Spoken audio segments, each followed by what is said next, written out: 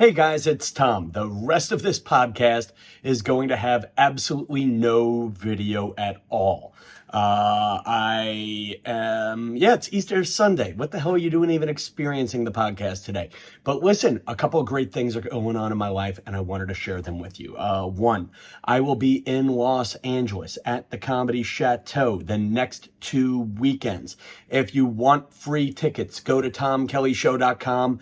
Use the promo code TomKelly, all caps, and you'll get free tickets to see me on the next Friday and Saturday. April 14th, 15th, and then April 21st, 22nd. That sound right? Yes, it does. Kelly Banks Cakes. You guys know I'm going to Los Angeles to work at the $100,000 Pyramid, starring the amazing Michael Strahan.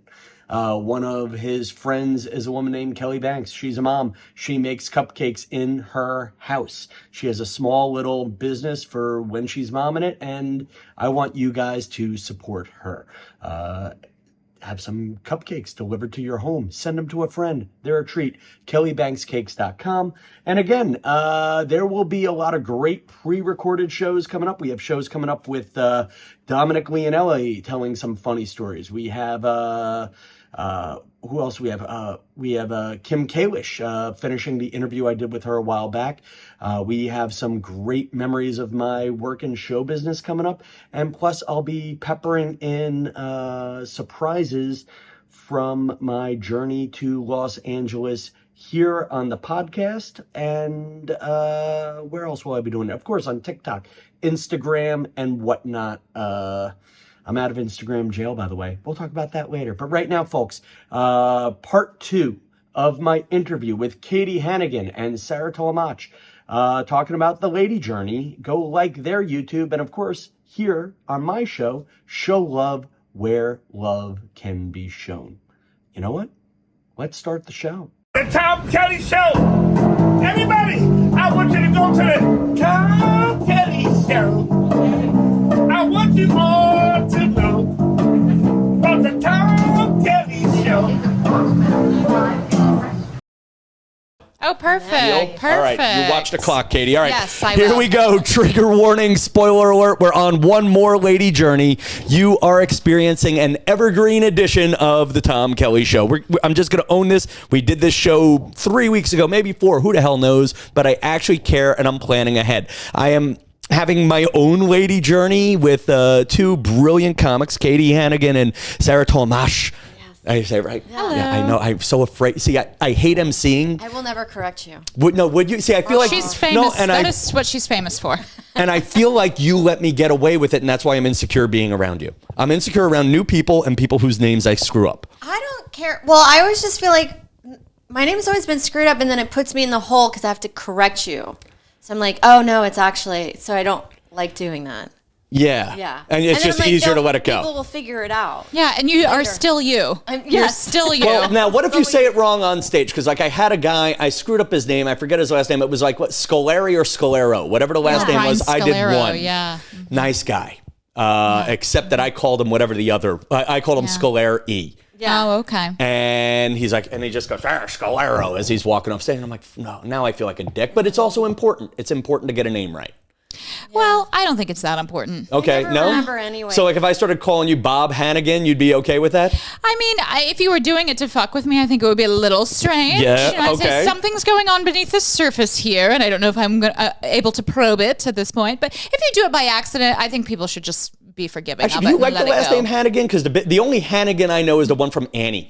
I think it's a cute name. It is a cute name. It has a name. musicality to it that I think is very cute. But there is a little bit of a, I'm afraid of you. Like, I feel like you could be the bad guy with the last name Hannigan. Really? Like, Oh my gosh. You didn't have nightmares about Mrs. Hannigan from watching Annie as a kid, or am I much older than you? I thought she was great.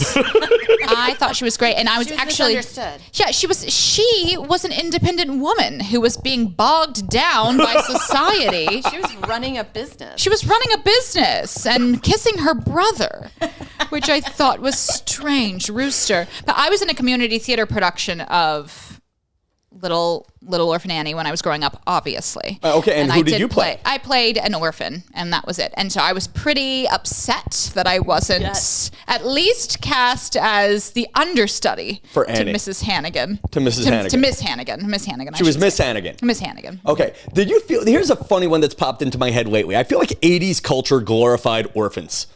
Oh, sure. There was a lot of Webster was an orphan. Yes. Different Strokes was an orphan. There was a lot of moms dying on TV in the 70s and 80s. Also, Full House, the mom was dead. Yes. Yeah. Land Before Time. Disney likes killing off moms. Yeah, and I feel like It's misogyny. did you Yeah, play? it's reverse abortion.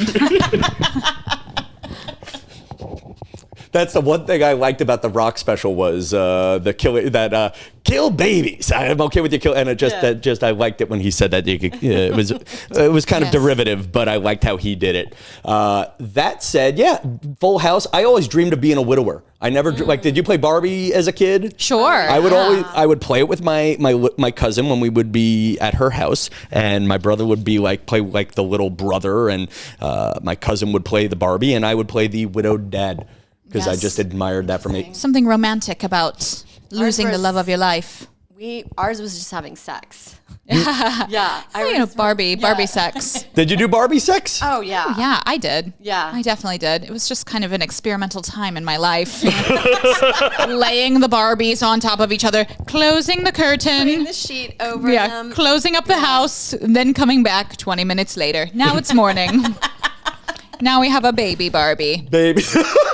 Malibu Stacy. Oh my gosh. I'm daughter. still, even at 46, I don't understand that whole process. But talk about experimenting. You guys have your Lady Journey podcast, which is a very domesticated side of two very fierce women I know. So I tried to domesticate myself for you are. No, you're both fucking great comics. There's no argument to that. And then you listen to podcasts, you're talking about your soups. So I decided I wanted to be a host. Yes. Bringing you guys to. This is beautiful. Is it beautiful, or I need to hear that? Love that. What I'm really doing is I'm fishing for compliments in front of the crowd. I said to Sarah when we were on the block, I said, I saw Levain down there. Love the bakery. These are incredible cookies at Levain. I love them. I'm not eating sugar right now. That's the only reason I have not gobbled. Well, you blatantly said I don't need cookies. Well, I said yes to fruit, and I only just started eating fruit again yesterday because I was doing 21-day sugar detox. Wait, and you can sugar counts on a sugar detox, or fruit counts on a sugar detox? Any sugar counts. So grain, fruit sugar, and milk sugar does count as well. So you're not supposed to have any dairy. I was having dairy this time around, but I was very limited in the grains that I had, and I had no fruit. I would have a tart green apple if I really wanted something. Okay. Yeah. What did you get out of the sugar detox? Do you feel different? I feel great. I feel really good. I feel like I have a tendency to get addicted to sugar, where I'm craving it every day. I want a treat every day. And I think that it actually exacerbates my anxiety. And I think it also exacerbates inflammation. So now I'm eating fruit again. I'm happy to have fruit. I can have dried fruit, which I did go overboard on the prunes last night. Sarah, you know about that. we have done a fruit episode of Lady Journey. Don't eat a lot of dried fruit. No. Well, it's intestinal distress. Yeah, if you also want to gain a lot of weight Dried for fruit. wrestling, that's what you would eat is just dried fruit. Yeah. It is. It's just sugar. It will pack it on. It's sugar without the water. Yeah. Okay, so I'm paying for Weight Watchers. I'm not on it. There's a difference. And the dried fruit has a much higher point count than you would think. Yeah. Yes. Nuts are crazy. You're you might as well just eat a slice of pizza. Okay. Yeah. With the amount of calories and fat. Yeah. That's nuts. Yeah, so I was but doing. You say they're good for you. Well, I was doing the sugar detox not with the intent of losing weight because I was basically doing strict keto for 3 months. But now keto is what? You just only eat sticks of butter. Yes. You can eat for real. Fat, protein, so you can fat and protein really, steak, and vegetables. Yeah. And that's it. What, You can fat eat and protein? avocado, eggs, any dairy that you want. So I was eating a lot of Greek yogurt. You can, cabbage. You can have any type of cheese that you want. I had ricotta coconut flour pancakes last week, and I was eating it thinking I'm just doing this to stay on my plan, and I wanted bread, but I'm just eating this. I ate 1,000 calories of pancakes. I was that was not that really. Who did that help? By the way. I don't feel well. I feel like I'm on the verge of a cholesterol stroke. Yeah. A blockage is forming. Okay. And now after your sugar detox, so like my big problem is Ben and Jerry's late at night. And that's when I feel vulnerable. It's when I feel lonely. And it's generally when I'm walking home from somewhere and it's like passing a drug dealer at every bodega. Yes. Do you find that getting rid of the sugar for all this amount of time got you over any sugar? Yeah, definitely. You know what I'm saying? You don't crave it no more? I mean, I do still crave it a little bit. I think it's what I'm really craving is the emotional. I'm craving emotional eating. So it's like if I'm not feeling well, before I was doing the sugar detox, I think, oh my gosh, I'm not feeling well. I want to make myself feel better. Time to go get some Ben and Jerry's. Yeah. But now, after I do the sugar detox, I think I'm not feeling well. Oh, I'm not feeling well. I'm tired. Something's wrong. Either maybe I'm dehydrated. I'm not tired because I don't have sugar. I'm tired. I'm feeling like I want sugar. It's camouflaging something else that's wrong with me, inside of me. Yes. That's very real. Well, Yeah. because do you think that sugar is an addiction? Absolutely. Because it's funny, you talked about inflammation, right? My brother is a dessert shamer. Like at one point, I love dessert. I just love dessert. And if you're not eating your dessert, I will finish your dessert. And I have a exposed neuroma in my left foot right now. Okay. And so he was sort of having an intervention moment, but the only way my family can have a real intervention I care about you moment is by text message. Okay. So he said, I think you'll feel better about your neuroma if you quit sugar. The way you're talking about with inflammation and stuff, you're saying that might be my cure. Oh, absolutely. Sugar causes severe inflammation. And I'm not anti-dessert by any means. No. I love a croissant. I love pastries. I love all that stuff. For me, my goal is to just indulge in a way that is, I'd love to be able to have a scone like once a week, just have a scone. See, once a week. See, once I do it once a week, then I want it every day. Well, you have to do the sugar detox until, I'm not going back on sugar. I'm done with the sugar detox. I'll eat fruit. I'm not going back on cane sugar for a little while. Okay. I'm just not going back. But, and again, I'm not anti-dessert, but I was getting if I have a lot of drinks, if I have a lot of sugar, I get joint pain in my ankles and in my toes and in my feet. And it just sucks. And I don't like it and I don't want to have it. So that's why I did the detox. I love it. Yeah. All right. Now, as I'm looking at you, and I keep looking at the fruit, and my fruit platter is turning yellow in front of my the apples are yellowing. Yeah, lemon juice. Yeah, lemon juice or soak it in a little salt water. Is that the secret? Yeah, that's the Lady Journey secret. And there you go. Boom. Lady Journey secret. So the fruit platter worked. Next one from Lady Journey. We talked about it the last time you were here about me listening to your podcast made me insecure about my jean jacket. Yes. And you were each talking about how you wanted a stylist. Why? And are they realistic? I like fashion. I just don't have the mental real estate to keep doing trial and error until I find a look that looks good on me. And so I would like to pay for a professional to do that for me. I did that once and loved it. Move on with my life. I did that once when I was at Good Morning America and I was making grown-up money. I hired Dennis Kenny, and you should look him up. He's nice. You'd like him. He styles all the, or he used to style the, I don't want to say the attainable anchors, but he's the weekend anchors types, and I saw him there. I'm like, hey, would you take me shopping for a day? He took me shopping, and it was I think it was a good chunk of money, like $500 or whatever, but he came to my apartment, threw out a third of my clothes. Yes, love that. Took the intern, and he had an intern with him who did a lot of the picking, and then he took me to Macy's, and then I think he got 5% of whatever he took me to, but I liked that he gave me staples. Yes. Yes, that's what you need. But the big kick in my head was I spent all this money on a stylist, and then I think I was at work wearing this outfit, and then someone said, Tom, we'd rather you wear a blazer every day. And then the next day I wore a thrift store blazer I got for $7, and the boss said, good job, we'd rather you in that. And that just crushed me. Blows my mind. It blew my mind. My thing is, it's weird with bosses or people like that where you're sometimes if you're dressed well, it's just as good as wearing a blazer. Just because you're wearing a blazer doesn't mean that it's style or you look put together. Do you know what I mean? Yes. And also, just because something is thrifted doesn't mean it looks bad. Because I have a thrifted blazer too, and it's a great piece, and I wear it all the time, and you would never know that it's not $200. Now, do you both thrift? Oh yeah. Yeah. Whenever I go I like thrifting outside of New York because New York is picked through. Yes, and it's not good deals, but like I like going, outside of the city because things are cheaper there. And I actually think the wardrobes are better because, they're not picked through. So this is completely dated information for people listening to the podcast, but it's the Housing Works spring sale season. God, I'm such a sucker for their window display of their furniture. Yeah. do like Housing Whoever Works. puts that together, I'm like, I want all of those pieces in my living room right now. Highly professional. Yeah. It is Yeah. a highly, I mean, what a career to have that as your job. To just put together my other people's fantasy. furniture and charge $500 for it. Yeah. It's amazing. So you were helping me with this at the end of the last podcast. My friend Mrs. McGarrigle had a giant box of, I may have to bleep her last name out if we go through this, but she had a giant box of greeting cards that I just wanted to mail to random listeners and friends and whatnot. And then you started looking through the cards. Should we look through the ones that you went through and liked first for random greeting cards, or the ones you didn't I'm going to be like? taking a joyful birthday. A joyful birthday. Wishing you a joyful birthday. And then I got this one, which I thought was very nice for the happy couple. It's a wedding. This says $579 on the back. This is a very nice wedding. I have 3 weddings coming up this year. And yeah, that is thick. A double card. See, I love that you notice this stuff. Oh, yes. I can tell that this is not cheap.